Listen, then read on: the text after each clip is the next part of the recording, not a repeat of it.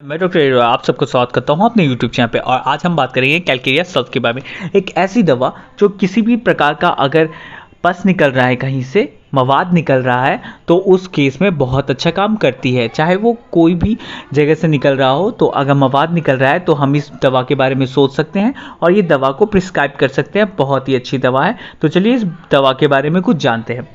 First point क्या लिखा है कैलकेरिया सल्फ के बारे में कि सिस्टिक ट्यूमर या फिब्रॉइड। सिस्टिक ट्यूमर या फिब्रॉइड से अर्थ है कि ट्यूमर अगर सिस्टिक फॉर्म में है, अगर उसमें फ्लूइड है और वो पस बन के निकल सकता है, तो उस केस में भी हम ये दवा दे सकते हैं। बहुत अच्छा काम करती है। सेकंड, जो फिब्रॉइड है, जब भी यूट्राइन महिलाओं में जो यूट्रस में फिब्रॉइड हो जाता है, गांठ बन जाती है, उस गांठ में भी बहुत अच्छा ये काम करता है। तो अगर महिलाओं में जो फिब्रॉइड की कंडीशन हो या सिस्टिक ट्यूमर हो, इन दोनों केसेस में हम ये दवा आराम से दे सकते हैं। इसके बाद वाले में लिखा है suppurative process comes with in the range of this remedy after पस हैज फाउंड ए वेंट। क्या होता है, अगर सपोरेटिव प्रोसेस, अगर पस बनना फॉर्म होना स्टार्ट हो गया है, तो हम ये दवा दे सकते हैं आराम से।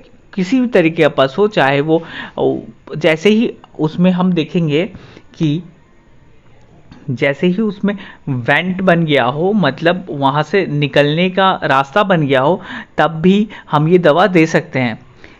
और उससे पहले भी हम ये दवा दे सकते हैं, तो पस फॉर्मेशन स्टॉप कर देगा। ठीक है, ये दोनों केसेस में हम ये दवा दे सकते हैं। तीसरा क्या लिखा है, C only one half of an object. ये आई का सिम्टम दिया हुआ है। आई के सिम्टम में क्या होता है इसमें कि पेशेंट एक ही साइड का ऑब्जेक्ट देख सकता है, एक ही आंखों से देख सकता है। ठीक है, इसके बाद वाले सिम्टम में लिखा है one sided discharge from nose. Nose में भी कहाँ क्या होता है, डिस्चार्ज फॉर्मेशन हर जगह इसमें देखने को मिलेगा। और नोज में क्या है, एक साइड से ही डिस्चार्ज हो रहा है, तो भी हम इस दवा के बारे में सोच सकते हैं। इसके बाद वाले में लिखा गया है supporting range stage of tonsillitis. जब भी पस या कुछ ऐसा निकलने लगेगा टॉन्सिल से, तो हम इस दवा के बारे में सोच सकते हैं। When abscess is discharging. ठीक है, अगर एब्सेस डिस्चार्ज करने लगेगा, तो हम इस दवा के बारे में सोच सकते हैं, दे सकते हैं।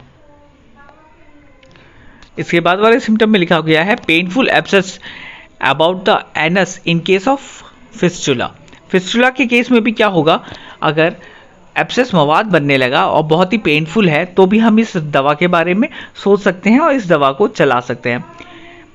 Many little martless pimples under the hair bleeding when scratches. ठीक है, अगर पिंपल्स फॉर्म हो जाते हैं हेयर्स के नीचे बहुत ज़्यादा, जिस पेशेंट में डैंड्रफ देखा गया है, अनहेल्दी स्किन देखा गया है, और उस स्किन में हम अगर देखते हैं कि ब्लीडिंग हो जाती है या मवाद बन जाता है, हम अगर हेयर्स को पुल आउट करते हैं, उसके नीचे पिंपल्स या मवाद बना रहता है, तो भी हम इसे बाल तोड़ कहते हैं, वो भी अगर पेशेंट को है तो भी हम ये दवा दे सकते हैं, क्योंकि मवाद की बहुत अच्छी दवा है। तो किसी भी तरह का मवाद होगा तो बहुत अच्छा काम करेगी। इसके बाद वाले सिम्टम में लिखा गया cuts and bruises etcetera unhealthy discharging pus they do not heal readily. ठीक है, अगर कट लग गया है, घाव हो गया है या चोट लग गया है, स्किन सही नहीं है और पस अगर डिस्चार्ज होने लगा है, तो ये दवा देंगे तो बहुत जल्दी रिकवर करेगा पेशेंट।